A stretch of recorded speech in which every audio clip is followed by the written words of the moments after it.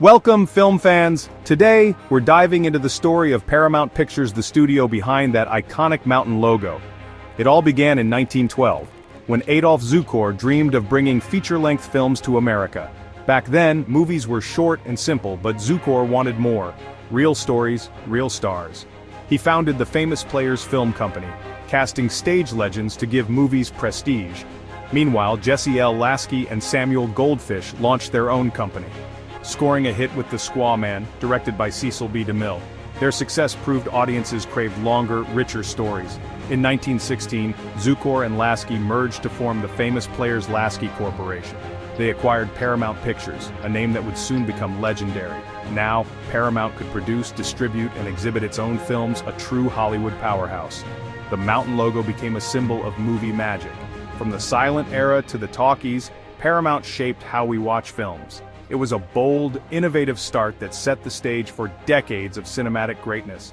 The race to build a movie empire was on, and Paramount was leading the charge. With visionaries at the helm, the studio was ready to conquer Hollywood. Paramount's story is one of ambition, risk, and reinvention. So, grab your popcorn. This is the high-energy history of Paramount Pictures. The mountain was ready to rise, and Hollywood would never look back. Let's begin.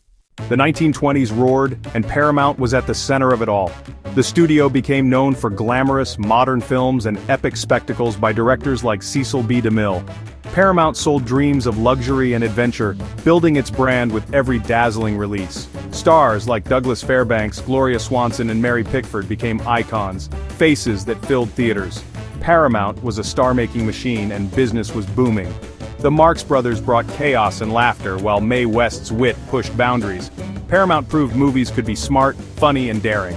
As the decade ended, a revolution arrived: sound. The studio embraced talkies, producing films with synchronized dialogue. Their first all-talking picture, Interference, debuted in 1928. The silent era faded, and a new age of cinema began.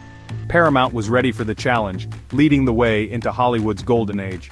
The studio's innovation and star power set it apart. The mountain logo promised something special every time. With sound, stories became richer and more immersive. The golden age was here, and Paramount was at its heart. The 1930s and 1940s were Paramount's glory years. With sound perfected, the studio delivered sweeping dramas, comedies, adventures, and musicals. The Paramount logo became a seal of quality, a promise of a great night at the movies. Stars like Bing Crosby, Bob Hope, and Cary Grant lit up the screen, while directors like Ernst Lubitsch brought elegance and wit. Paramount's talent pool was unmatched, both in front of and behind the camera. The studio also led in animation, with Fleischer Studios creating Betty Boop and Popeye. These cartoons added fun and charm to the movie-going experience. Even during the Great Depression and World War II, Paramount thrived. Movies became an escape, and Paramount delivered hope, laughter, and inspiration. Patriotic films boosted morale, while comedies gave people a reason to smile. Hits like For Whom the Bell Tolls and Going My Way became cultural touchstones. Going My Way even won the Academy Award for Best Picture in 1944. Paramount wasn't just making movies, it was shaping American culture. The studio dominated every corner of the market. Audiences trusted the mountain logo for quality entertainment. Paramount's influence reached far beyond Hollywood. These were the years that defined the studio's legacy. The mountain stood tall. The 1950s brought a new challenge: television. With audiences staying home, Paramount had to adapt fast. The answer? Go bigger, wider, and more colorful. The studio embraced Technicolor and widescreen formats like VistaVision. Cecil B. DeMille returned with The Ten Commandments, a blockbuster you couldn't experience on a tiny TV. Paramount fought back with spectacle and innovation. But change was coming. The 1948 Paramount Decree forced studios to sell their theaters, ending the old studio system. Paramount lost its guaranteed outlets and had to compete for screens. The 1960s brought uncertainty. Audiences wanted new stories, and old formulas faltered. Still, classics like Breakfast at Tiffany's and Psycho proved Paramount could adapt. But financial troubles loomed by the late 1960s. The mountain seemed to be crumbling.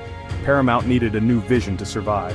The studio faced a crossroads: reinvent or fade away. The industry was changing, and Paramount had to change with it. The next chapter would demand bold leadership and fresh ideas. The future of the studio and Hollywood was on the line. Paramount's legacy hung in the balance. But a revolution was just around the corner. The mountain was about to rise again. By the late 1960s, Paramount was on the brink. Enter Robert Evans, a visionary new head of production. Evans took risks on young filmmakers, giving them creative freedom. He wanted movies that felt real, gritty, and relevant. This bold approach sparked a Hollywood comeback. Hits like Love Story and Rosemary's Baby signaled a new era. Then came The Godfather, a project many doubted. Evans hired Francis Ford Coppola, who fought for his vision and cast. The result? A masterpiece that redefined the gangster genre. The Godfather became a cultural phenomenon, breaking box office records and winning Best Picture. It saved Paramount from financial ruin and set a new standard for cinema. The film's success marked the dawn of New Hollywood, where directors were stars. Paramount was once again at the top of the mountain. The studio's willingness to innovate and take risks paid off. The Godfather's triumph cemented Paramount's legacy. The mountain logo shone brighter than ever, and Hollywood would never be the same.